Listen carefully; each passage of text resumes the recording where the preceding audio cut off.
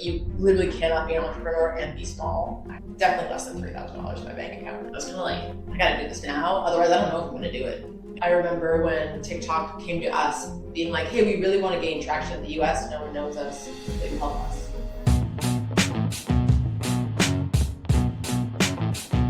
I'm so glad to have you. I'm so excited to be here. The last time I was in this office, maybe 4 or 5 years ago, I think you had maybe a couple offices at that point in time. Yeah. And look at you now. I'd love to start with first, actually, just as we kind of warm up in the conversation. What's a quote or mantra that has really pushed you through your career? My mom, even when I was little, she would say, the opportunity train comes around once. And I just think that was like, I think about that all the time. This is the opportunity train, I gotta get on it. So it was like, hey, jump, figure it out, you can do it, but don't let a good opportunity go by. I mean, that's really what it obviously was. Yeah, I was like, I'm seeing this is social media, this thing's happening, people are not understanding this, maybe I can take a lead in this. You started the company 2013, 2014. Mm-hmm. Instagram had just come out really a few years before. Yes, we didn't have stories yet. We didn't have ads in stories yet. I remember when stories came out, we were like, what are we gonna do today? And then back at that point in time, Musical.ly hadn't even been started yet. Yeah, I remember when TikTok came to us being like, hey, we really want to gain traction in the US, no one knows us, will you help us? And that was like 2017, 2018. So 2013, that's 5 years. Yeah, before even the peak start of TikTok was even starting to emerge. You were still at Guilt Group. Yeah.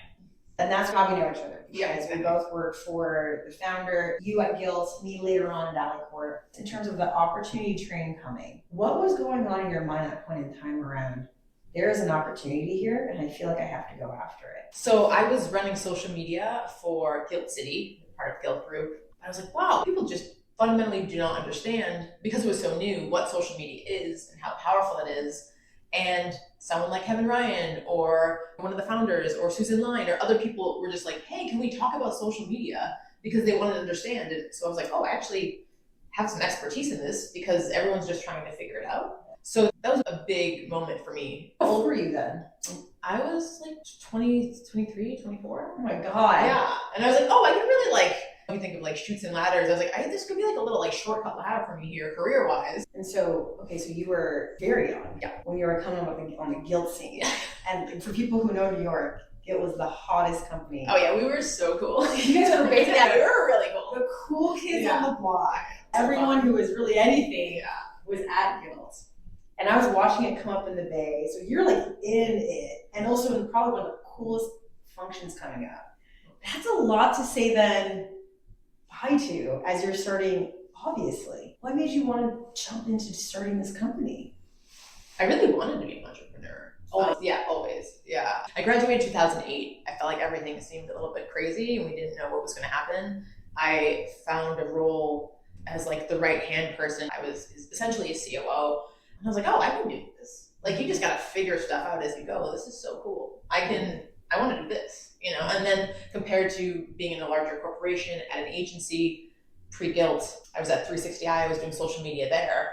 And I was like, I'm doing a ton of work.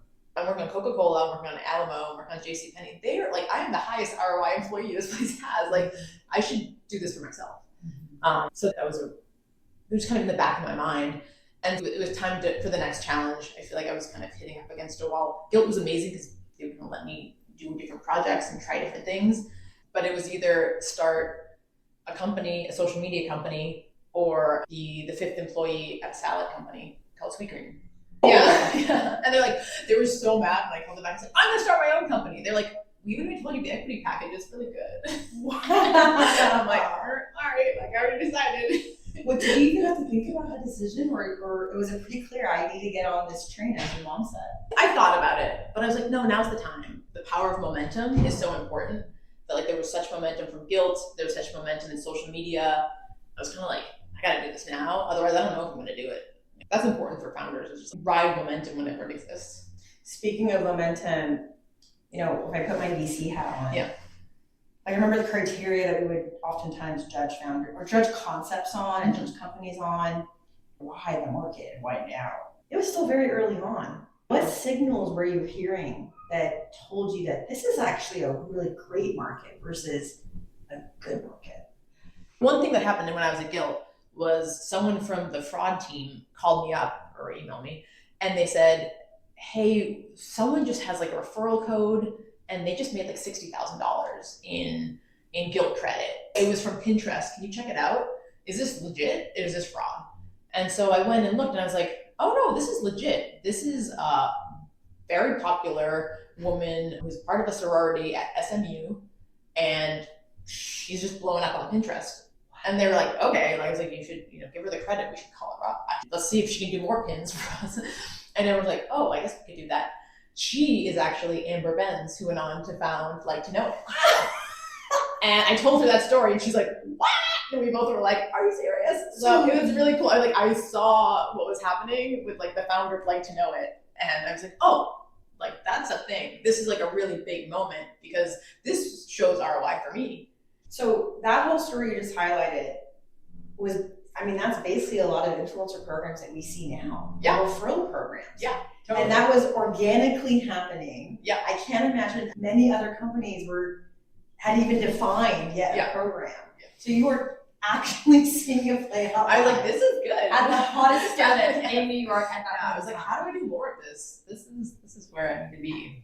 Okay, so the big one now as I'm hearing are, one, companies are spending a lot of money on what is now called creator economy, but back then influencer marketing. So big budgets.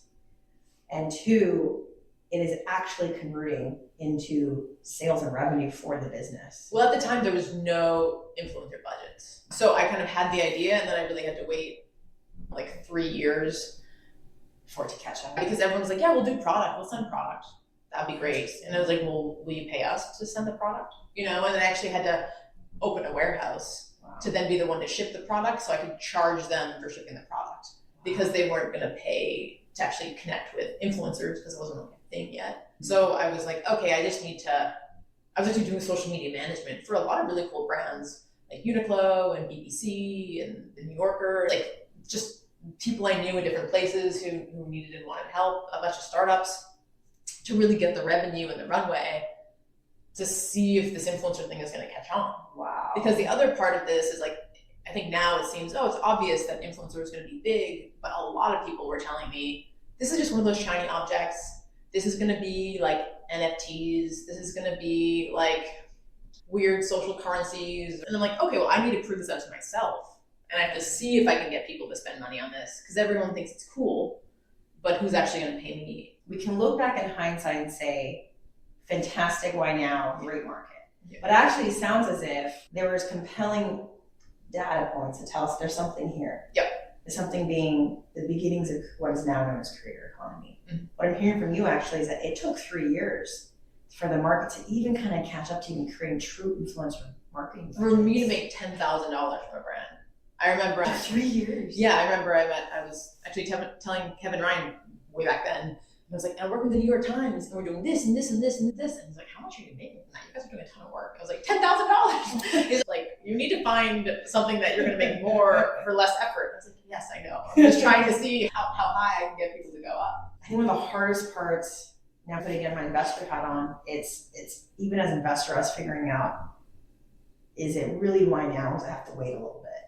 Because that period where you're waiting for the market to catch up can be really tough. Mm-hmm. And there's a level of energy that the founders required, which is to bend reality to your will. Yep. And you basically be one of the first pioneers of influencer marketing. You have to bend the reality to the mission of your company. Mm-hmm. I mean, that's 3 years of basically convincing people that there's something here to even fight for $10,000.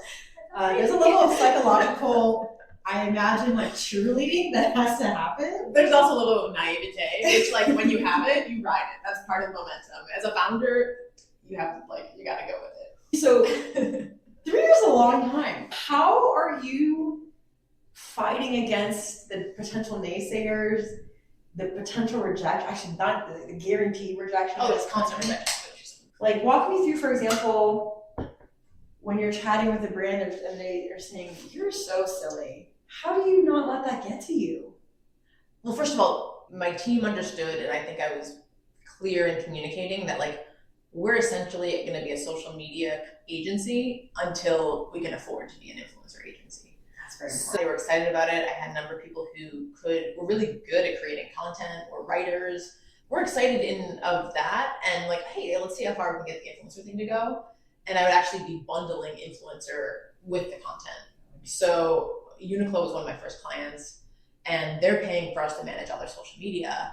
And then I'm also including like, hey, do you want to work with 1,000 creators a month? And they're like, yeah. And that brand is just so ahead of the curve. And they were like, yeah, let's do it. So my whole thing was like, it's not about the no's, it's how am I getting yeses? I think a huge part of being a founder is just like constantly being like, what is my mindset? What is my perspective? And how do I shift this to where it's going to work in my favor? How do I get this person to say yes? Like, what is their problem? How do I get them excited about this? How do I craft this pitch to get them excited and interested? And then how do I, then the next layer of that, when I realize like, oh, I actually need to make significantly more money, how do I get them to pay the highest premium? Like, where are those dollars coming in? And then that just became a game, right? Then you're not like, oh, people don't believe in me. It's like, whatever, no one believes in anyone. That's like, it's not about cutting the nose. It's about like, I literally got one yes. That's awesome. You are now probably the 10th founder who has told me one helpful way to get past rejection is to think of it like a game. Oh, totally. You have to gamify it. And because the moment you just gamify it, it becomes less about your ego or you, and them not believing in you, but okay, we just got to figure out how we Tetris this message in a way that meets them. Yeah. And I also think it's important if the no is resounding and you can't get a yes, then like that is telling you something super important, and that person is doing something really important for you too. Like people pitch me on things and I'm like, hey, this is a no for me as a customer, and here are the reasons why. And a lot of times they don't want to hear the reasons why. The feedback is so important. And it's a game at the end of the day. Yeah, you're like, they're not saying yes to this, so like they're saying yes to other things. It's also something that I felt was really important what you shared. As a founder, we can have these really big dreams for our company. Mm-hmm. And I think what I heard from you too is it's important to phase it out. As a founder, that you can have the grand vision in mind, but know that it takes time to phase out the company appropriately. Right. And for you, it sounds as if the beginning was we are a social media agency. Mm-hmm.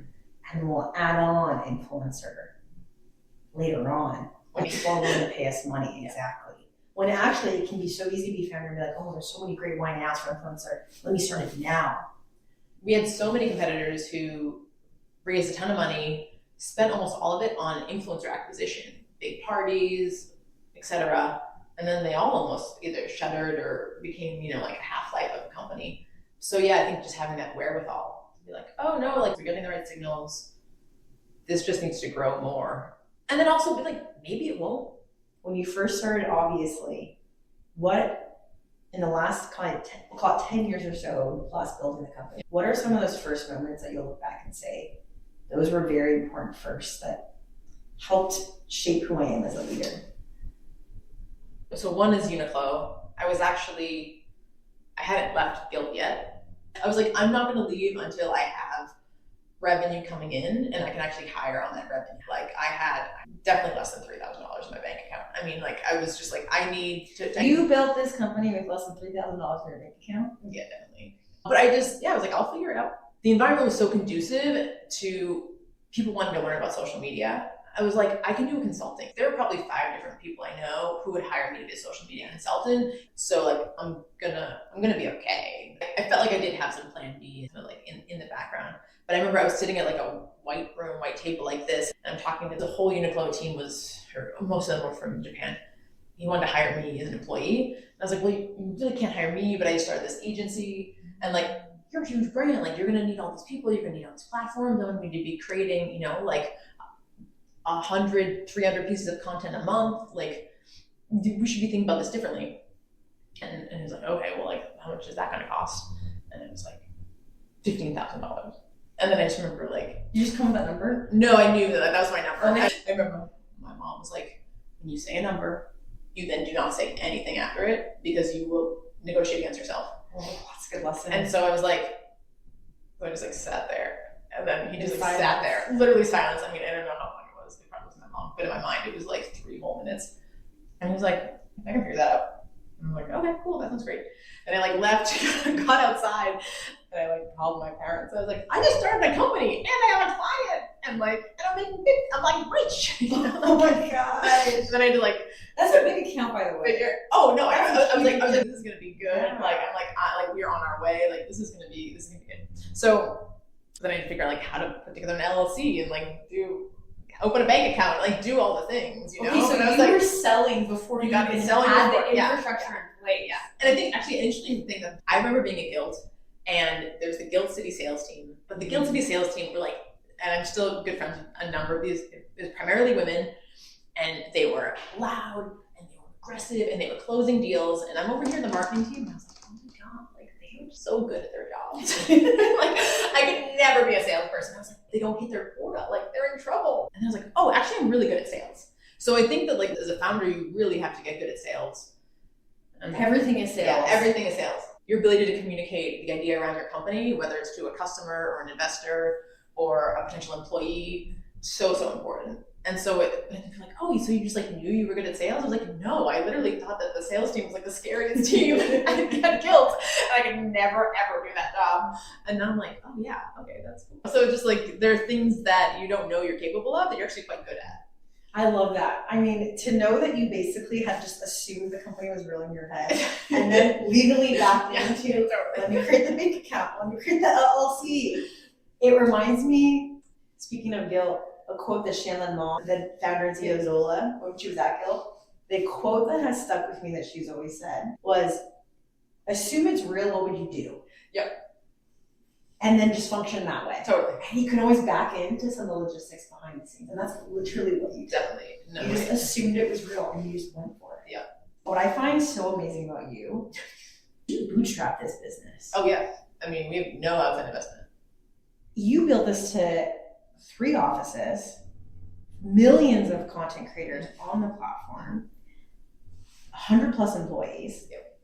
And through this incredible exit that it's very hard for founders to achieve. Selfishly for me, I'm just like, how did you do that? Yeah. And maybe the first question I'd ask is, for the founders that are out there that are thinking about, do I take venture funding or do I not? What is one framework that you think would be helpful for them that maybe you use in your own journey around, should I take on external capital or not? Yeah, I think that's a great question. In general, with building the company, and I think just in general, kind of in life, I always question what like if everyone is doing something, if it's like the obvious, it's kind of funny that I named the company, obviously, but if it's the obvious thing, I usually really put it under a microscope for myself. So, you know, New York at that time, like VC was so hot, it was so cool, like everyone's celebrating, like, oh, you raised in TechCrunch, like the validation loop was all about how much you're raising, who your VC partners are, pitching to VCs, refining that pitch. Like that was just very much the startup ecosystem was a large part of it was that, rather than how many clients do you have? Like how much revenue do you have? Do you actually have product market fit? And I just remember being skeptical of that. The big thing was that I wasn't totally sure that I was like, I'm early in this market. I don't know if like I'm trying to convince myself every day that this is going to be real. Am I going to then go and take on an investor when I don't know if it's going to take another 3 years? So I think that ended up being really important. I also saw a lot of our competitors really change what they were doing because they took on investor money. And I was like, okay. And there was a moment, probably 2017, I really seriously considered going the VC route. Because you were very profitable at that point in time, I imagine. Yeah, we were, but it was a 3 to 8 million. It was a big jump and it felt like things were breaking. Felt like I didn't have enough team. Cash flow is just such a real issue for any bootstrap company. It was just constantly chasing cash flow. Also, as a founder, every 2 weeks is payroll. It is constantly payroll time. Like literally, I'm like, how is it payroll again? Every single day it feels like it's payroll. So it just becomes such a large part. We saw some of our competitors really start to bulk up and raise a ton of money and get a lot of press for that. But I think that the big thing was like, okay, we would then build a SaaS platform and sell SaaS. And I just had talked to hundreds and hundreds of clients and potential clients by that point. And I think my key insight was, I don't think a Dunkin' Donuts is gonna buy a SaaS platform and then staff it with their own people. Like, they don't do that with social media. They still hire an agency for that. Like, they wanna hire an agency, they want it managed. And if I can build a platform and also sell managed services, wrap that together, there's actually significant margin in that. And I don't have to raise money. And not just I don't have to raise money, but also I can win a ton of business that way. And that ended up being, and it was hard seeing like a number of our competitors just like getting a ton of press, people calling, oh my God, did you see how big they are now? Did you see what's happening? I'm like, I mean, yeah, but if you look at their books, I think we're doing better than that. You know what I mean? Or maybe we're not, as because they're now advertising every known way possible. It ended up being really, really important because the pendulum really swung around, and I was really validated in that viewpoint. Now all these SaaS platforms are really adding on managed services, or trying to, and they're pretty late, and their cap table looks totally different. And you know, the founder experience of an exit is going to be significantly watered down. VC is essentially an asset class for investors to make more money. It's not necessarily the most founder-friendly thing to do, in my situation. If you were creating the business again, what conditions would have to have been true for you to be like, maybe I would take on VC funding? I think if I saw, when I was talking to brands, that SaaS was really going to be a thing, or I wasn't so early where I was like, no, I need to get in now. I need some money to fuel this. Like, I'm a first-time founder. I'm very much aware of like what I'm good at, what I'm not good at, what I'm going to have to get way better at really quickly. There's an element of like wanting to be in control of that. And that's a very real thing. I was like, I just feel like this could get really out of my hands very, very quickly if someone's like, yeah, Mae had a great idea, but like we're gonna, you know, we invested too much in this. Like, that just felt, oh, this could really be taken away from me if I'm not totally in control. Sometimes in the founder's journey, it's like the greatest gift I give upon anyone if they really want to go through life being like, I want to be the best version of myself. Totally. Because the founder's journey forces you to evolve every few months. Yeah.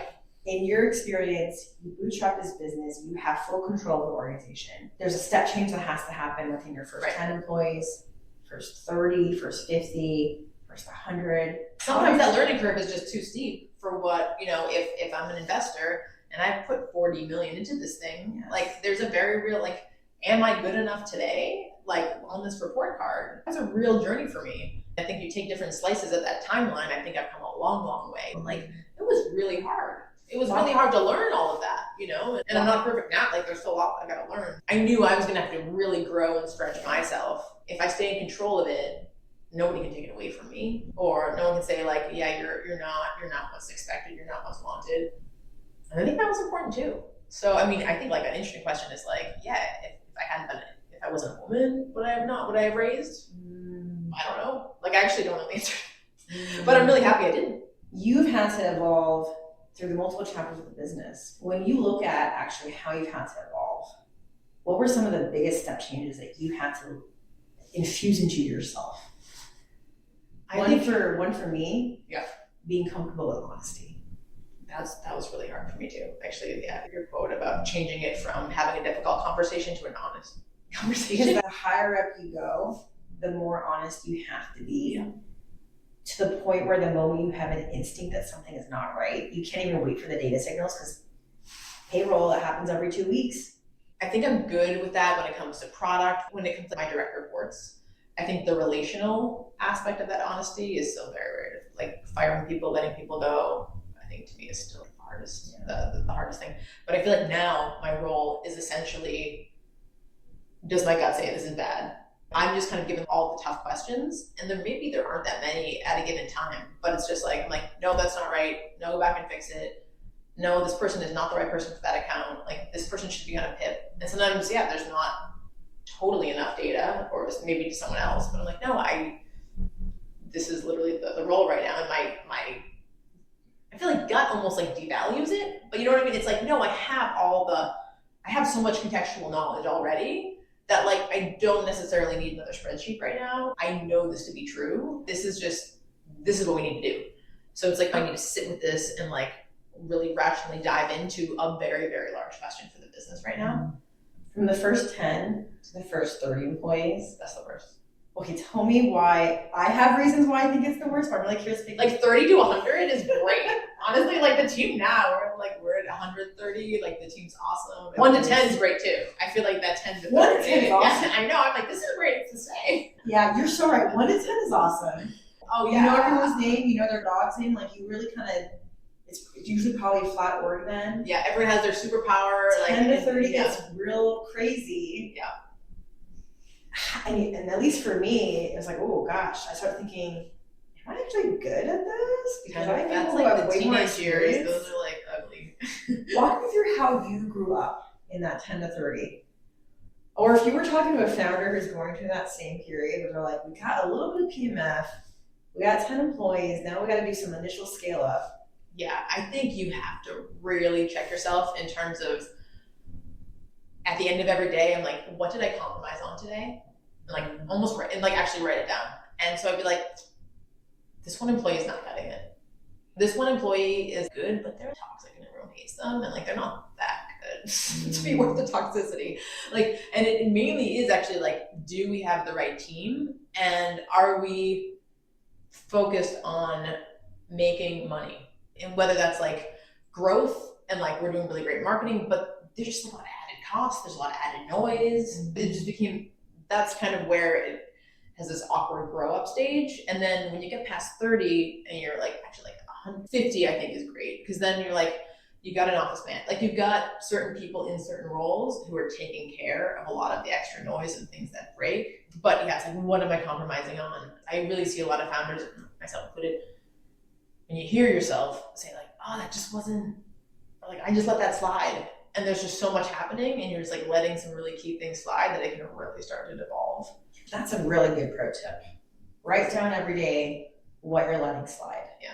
You know, when you hear another founder say something, you're like, you gotta break up with your co-founder. I'm not gonna want to tell you, but like, there are some things here that are really, because I think in that stress, it's like a fracture. A fracture under stress will break.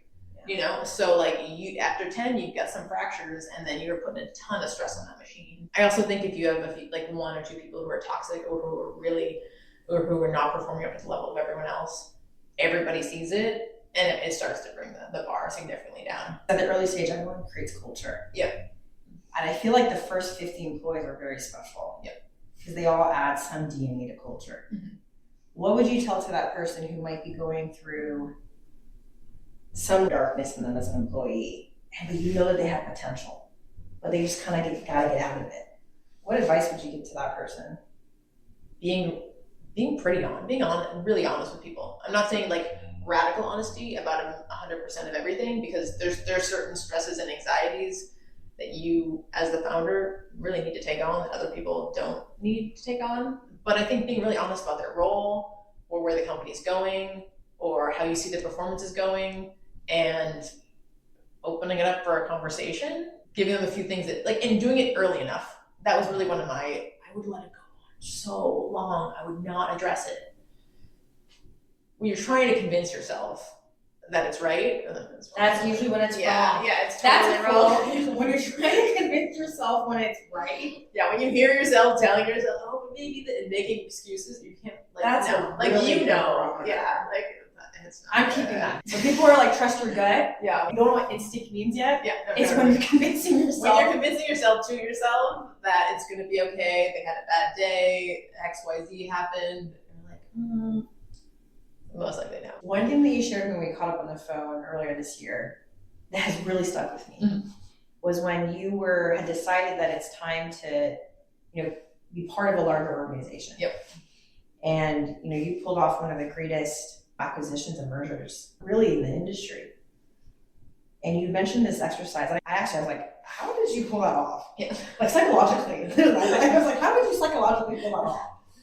And this is your first time selling a business. Yeah. And you gave me this great analogy, which is one day, it's like character development.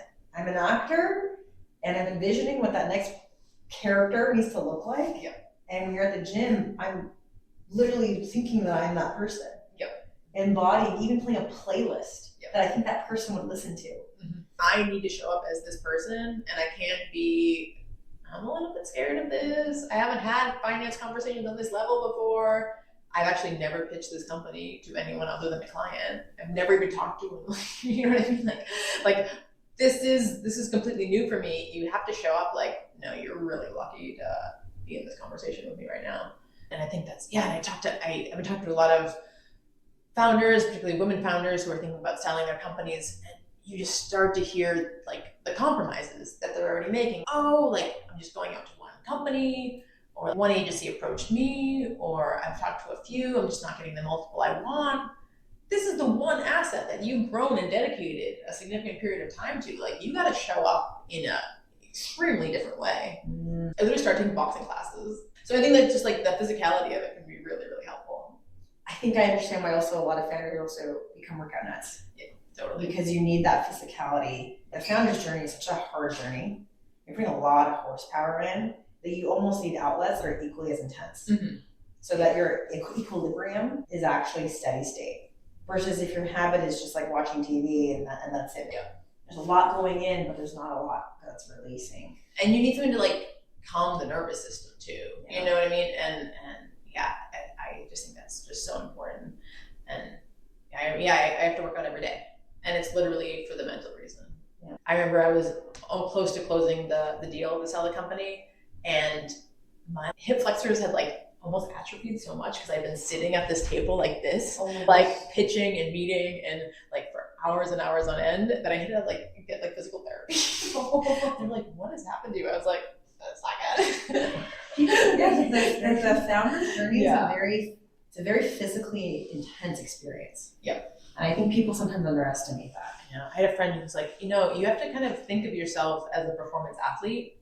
And LeBron James is taking naps, and he is prioritizing sleep, and he is getting in the workout before the game, and you just have to take these things really seriously. And I was like, oh, that's actually like really helpful. Yeah, I don't have just a corporate 9 to 5. Like I'm dealing with a lot of other stuff here. I need to make sure that I'm not to that extent, but like really thinking through my schedule. And also as a founder and CEO, you're never really off. No. This whole concept of work-life balance, I actually think it becomes work-life integration. The integration is important. I mean, I had this one, I was on a vacation. I was like, I'm literally actually gonna take a vacation. And I'm gonna be offline. I wasn't actually offline, but I was like, I'm gonna really try. And it was like a surf retreat. I was in Costa Rica. I get a phone call day 2 and say, hey, we have a real issue with our largest client. You gotta get on the phone, and you have to be on like several calls today. And part of me was just like, I've been doing this long enough. I deserve a vacation. Maybe I should just like make the team handle it. I was like, no, I really actually have to do this. And so I missed a day, but it was stressful and I was upset. But I saw the relationship. And if I hadn't have done that, we really would have lost that client. Like they really need to hear from me. And I think that's a hard thing when people are like, you need to set boundaries. Sometimes no, the company is coming first, and it might not be the healthiest thing for you. It probably might. At times it will not be the healthiest thing for you. And I think that's why if someone is setting out to be an entrepreneur, you gotta really, really love what you do to the point where you'd almost be doing it for free. Like to me, that's a litmus test. For me, I think I can sense when someone loves it, when they're willing to almost do it entirely for free. I also think really getting hooked on the idea that this is your own growth, and like you are learning so much through this, and this ultimately is really good for you in whatever capacity is a really helpful mindset. So I think that element where, there's just profound growth that comes with that intensity. Mm-hmm. And if you're someone who really feeds on that and loves that, I think then it's like, okay, I can keep doing this, because the satisfaction that comes with being like, oh, I like to master this one thing. Yeah. I love to collect quotes. And that's so much of the things I do. When I find myself going through a hard situation, I like to recycle through moments that I've had with people in the past, or books that I've read, or podcasts I listened to, and reflect on, how did they get through it? So a couple of quotes that I'd love to pick your brain on. One, ego is the enemy.